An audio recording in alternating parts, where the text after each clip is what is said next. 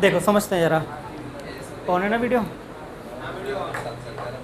देखो धनात्मक पूर्णांक, धनात्मक पूर्णांक का मतलब है कि आपको पॉजिटिव बात करनी है। पूर्णांक मतलब पूरा नंबर होता है। फिर कह रहा है ऐसे युग्मों की संख्या, युग्म वाला जोड़ा होगा भाई, जोड़ों की बात करेंगे हम कि कितनी है जिनका योग 99 है और में से कितना है 9 है ना। बातों को समझते हैं। देखो आप ये बात जानते हो, बहुत सारी बातें आपको सीखनी है अभी, कि में से की परिभाषा क्या है।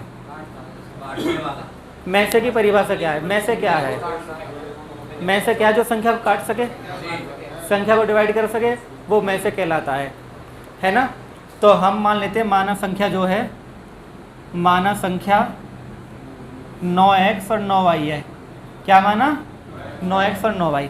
अब बड़ी बात यह है कि ये x क्या चिपका दिए इसके साथ में, y क्या चिपका दिए हैं। ये x और y क्या है इसको समझना है ना, कि ये x y आखिर है क्या। सवाल तो हो जाएगा पर समझना बहुत ज़रूरी है कि भाई ये 9x क्यों लिखा, 9y क्यों लिखा। संख्या हमने ऐसे कैसे बनाते, संख्या बनाने के पीछे वजह क्या मैं समझाता हूँ तुम्हें। देखो सपोज करो ये है, एक 12 है एक 18 है। ये एग्जाम्पल समझते हैं, 12 18 है, तो 12 18 का में से क्या होएगा, 6 होएगा, है ना। 12 18 का में से क्या आप बोले, 6। अगर इसके अंदर 6 है, उसे अगर निकाल लें तो क्या बचेगा, 6 दूनी 6 तिया। ये 2 और 3 हमेशा ध्यान रखना, ये को प्राइम होते हैं। क्या होते हैं ये, को प्राइम। यानी इसको हम x बोलते हैं, इसको y बोलते हैं। ये क्या है, x, ये क्या है। अगर मुझे संख्या बनानी है तो 6 दूनी 12 बना दूंगा भाई, 6 में 2 गुणा कर दो या 6x कर दो, बातें की तो है, तो संख्या बन गई। ऐसे यहाँ पे 6 बाई कर दो, 6 तिया 18, तो संख्या बन गई। तो ये x और y क्या है भैया, ये x और y है को प्राइम नंबर। क्या है ये, को प्राइम नंबर। को प्राइम नंबर की डेफिनेशन क्या है जी, सहभाज्य संख्या क्या होती है, सहभाज्य संख्या क्या होती है। सहभाज्य संख्या वो होती है जिनका जो में से है वो 1 हो। जैसे 8 और 9, क्या ये सहभाज्य है, सहभाज्य तो है ये, क्यों, क्योंकि इनका में से क्या है 1 है।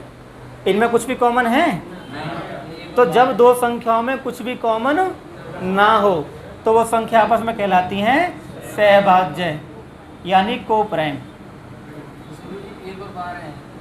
1 और 12 हैं, इनमें कुछ भी कॉमन नहीं है, इनका में से 1 है, तो ये भी क्या है, सहभाज्य है। क्या है ये, सहभाज्य। क्लियर हो गया, सहभाज्य क्या होती है भाई। अभाज्य क्या हुए फिर हैं,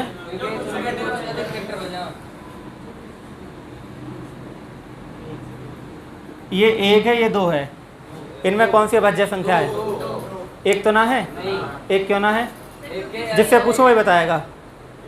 हाँ जी, पहले ये वाला मोहल्ला बताएगा कि जो 1 है वो अभाज्य संख्या क्यों ना है, बताओ भाई।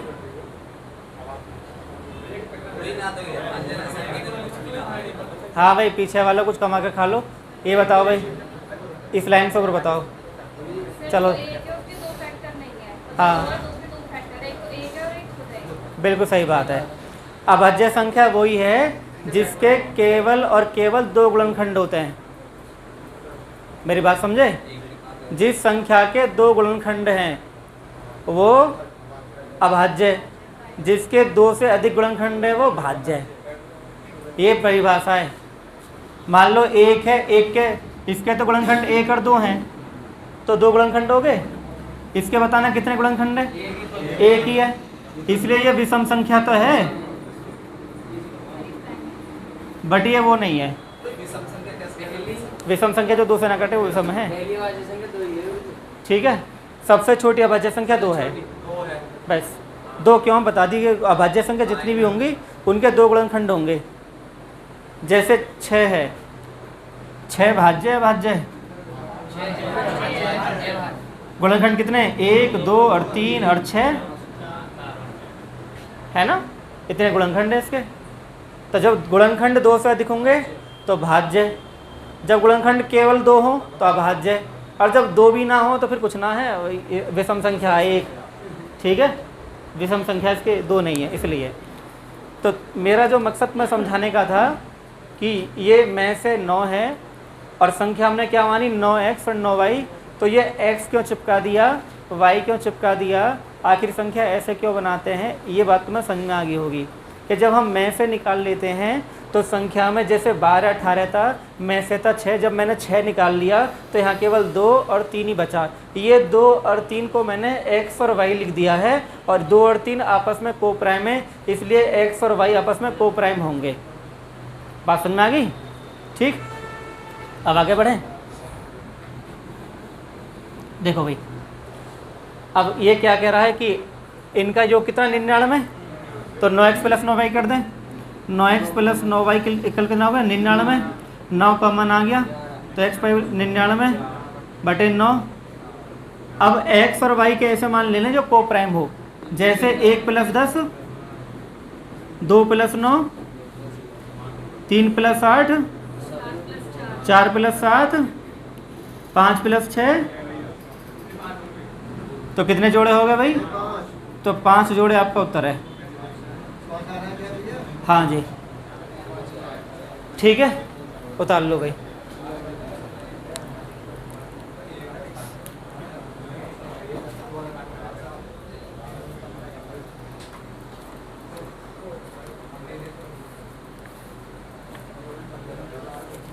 फटाफट से छाप दो स्क्रीन पर।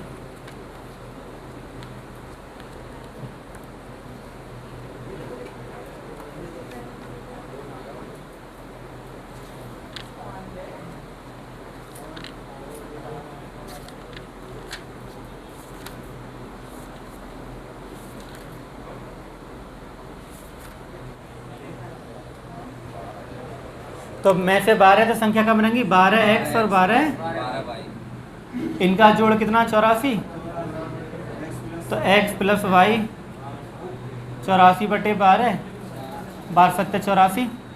अब x प्लस वाई 7 करने हैं तो 1 और 6 7, 2 और 5, 3 और 4, अब फिर 7 नहीं होंगे इसके बाद। ठीक है, ये पॉसिबल है 7 होने कंडीशन कि हम x प्लस वाई का मान 7 कैसे बनाएं। ठीक है, अब देखो संख्या बनाने की बात आती है, संख्या बना सकते हैं यहाँ पे कैसे? जब आपको पता चलेगा कि ये x का मान 1 है तो 12 कम 12 12 छिंग 72, तो 84 बैठेगा। 12 दूनी 24 और 12 पंजा तो 84 बैठेगा। 12 थी 36 और 12 चौक तो 84 बैठेगा। इसका मतलब ये हुआ कि वो संख्या ये है 12 72 24 60 36, इस तरह से जोड़े बनेंगे ये। इनका योग भी 84 और इनका में से भी। क्लियर होगी जी बात? हाँ, ये संख्या है।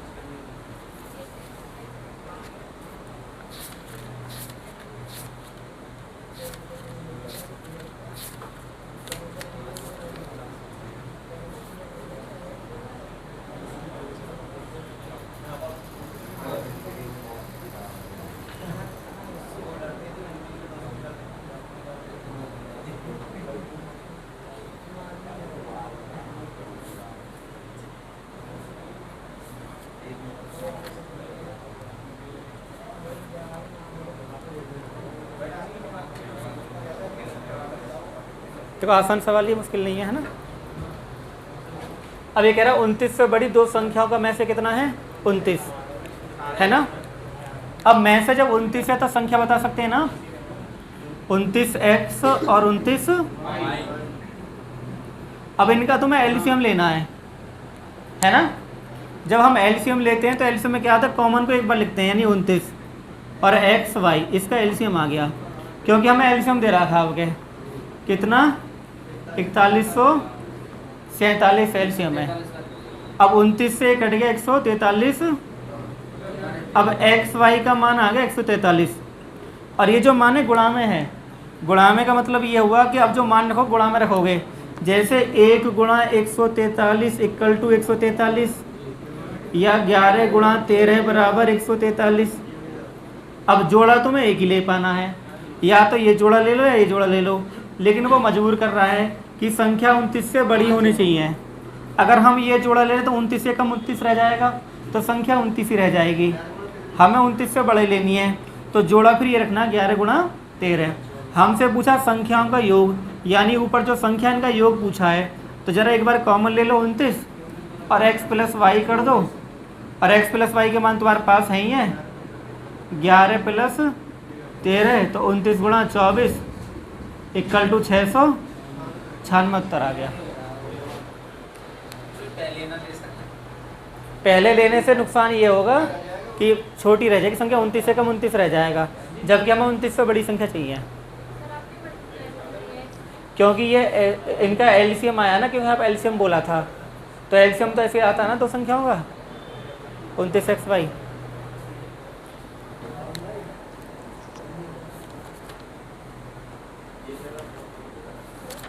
हाँ बेटा, हाँ जी करें सवाल को, है हो गया तो अच्छी बात है, करिए वो देख लेंगे। हमें में से क्या दे रखा 13, तो हम संख्या कैसे बना देंगे 13x और 13y, तो संख्या बनाएंगे 13x और 13y। कोई दिक्कत नहीं यहाँ तक, संख्या होगी 13x 13y। हमसे ये पूछा है कौन का लय से भी 455 है, तो इन दोनों का लय से कैसे निकालेंगे, 13 दोनों में कॉमन है और x y एक साथ आ जाएगा, फिर इसकी जो वैल्यू है वो है 455, तो 13 का भाग दे देंगे भाई, 35 बार कट रहा है। अब एक्स वाई बराबर 35 है, तो इसके जोड़े कैसे बनेंगे, 1 गुणा 35 और 5 गुणा 7 35, ऐसे 35 बनाएंगे। अब इन्होंने हमसे बोल दिया है कि एक संख्या 75 और 125 के बीच है। अब 75 के बीच आनी एक संख्या में से कितना है, अगर मैं यहाँ पे 13 कम 13 कर दूं तो संख्या 75 से छोटी है। अब 13 में 35 गुणा कर दूं तो 125 से ऊपर चला जाएगा, तो ये वाला जोड़ा नहीं लेना, ये वाला जोड़ा लेना है। तो संख्या क्या बनेगी, ये x का मान है और ये y का मान है, तो 13 गुणा 5 65, अब 13 गुणा 7 कितने, हमसे पूछा 75 और 125 के बीच वाली संख्या, तो क्या है 91 हमारा उत्तर है।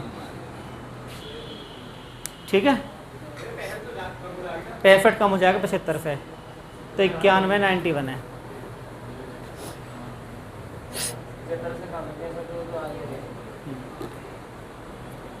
पूछते रहना भाई, कोई भी अगर समस्या किसी को।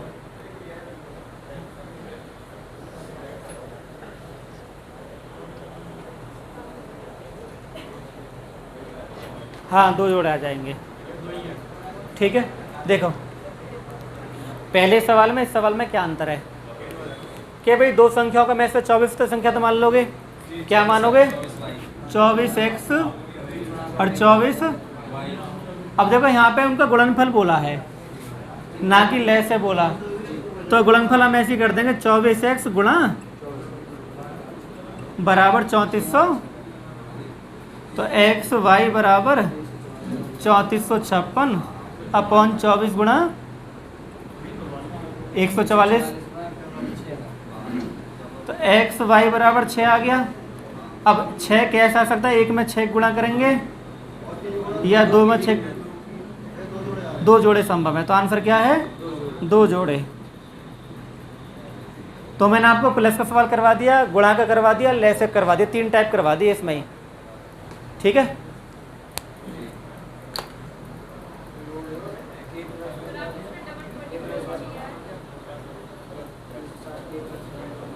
वो अलग अलग सवाल है, अलग टाइप है वो, क्योंकि बेटा गुणनफल बोला, गुणनफल में गुणा करनी होगी डायरेक्ट। अगर एलसीएम बोलता तो फिर एक ही 24 लेते, ये अंतर है इसमें। पूछ लो, कोई डाउट है, पूछने का कोई पैसा ना है ना, फुल प्लेट पूछ।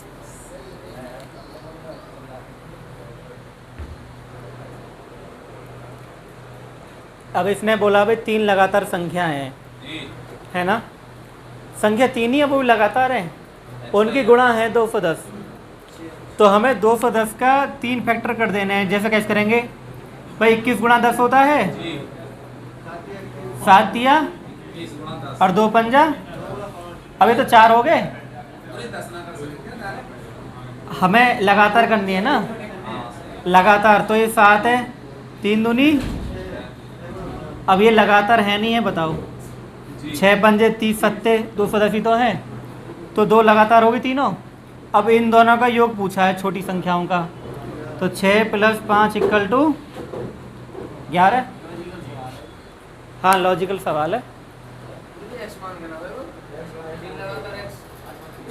x + 1 x + 2, तो x का मान कहाँ से आएगा फिर? 5 6 7 है, 5 6 7 ही। हाँ तोड़ना पड़ेगा ना तो 210 को।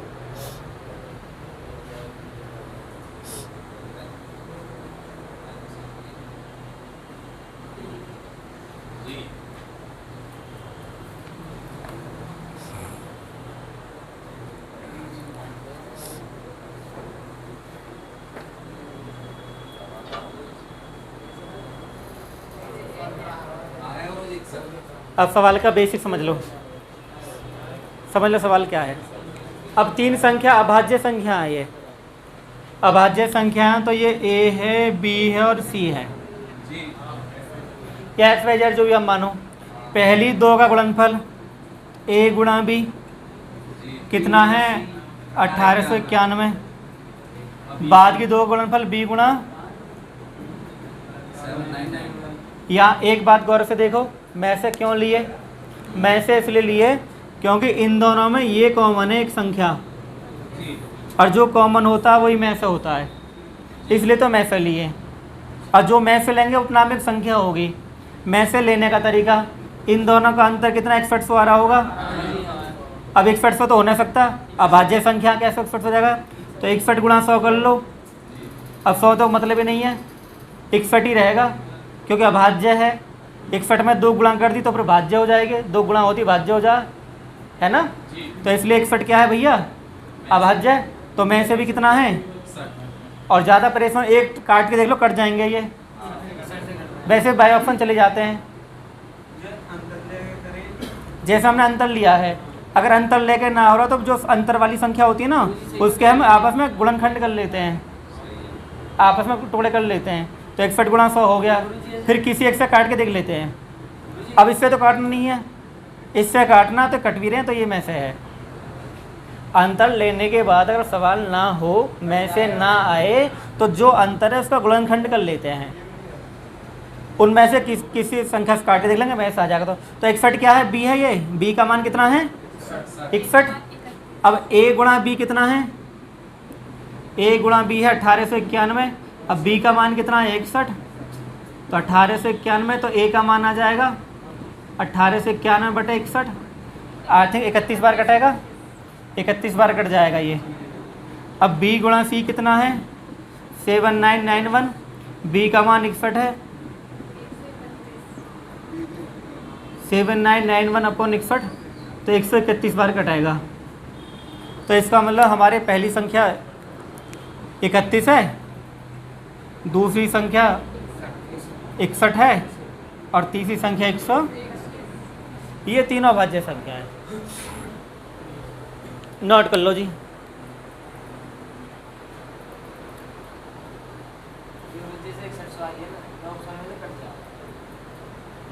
ऑप्शन देख लेंगे ना।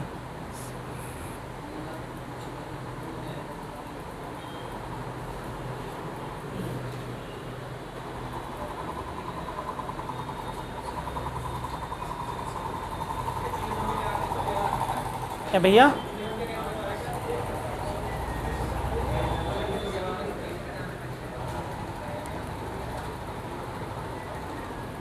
पहली 2 का गुणनफल 1891 है, b का मान 61 आ गया है, तो 61 का भाग इसमें कर दो तो a का मान आ जाएगा। a × b कितना भाई? a × b का मान 1891 है ना, तो b का मान 61 है, तो a का मान भी आ जाएगा। ऐसी b × c ये है, तो b का मान 61 है, तो c का मान आ जाएगा।